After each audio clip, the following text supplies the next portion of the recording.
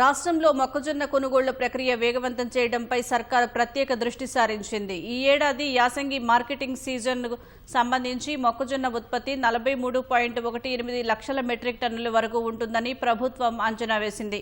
ఇప్పటి వరకు రాష్ట్ర వ్యాప్తంగా 336 కొనుగోలు కేంద్రాలు ప్రారంభించి మక్కలు సేకరిస్తోంది.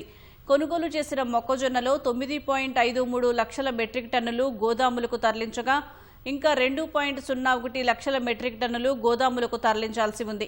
మొక్కజొన్న కొనుగోలులో ఖమ్మం జిల్లా ముందంజలో ఉంది. నాగర్ కర్నూలులో 1.55 లక్షల మెట్రిక్ టన్నులు, వరంగల్లో 1.1 లక్షల మెట్రిక్ టన్నులు, నిర్మల్లో 1.05 లక్షల మెట్రిక్ టన్నులు కొనుగోలు చేశారు.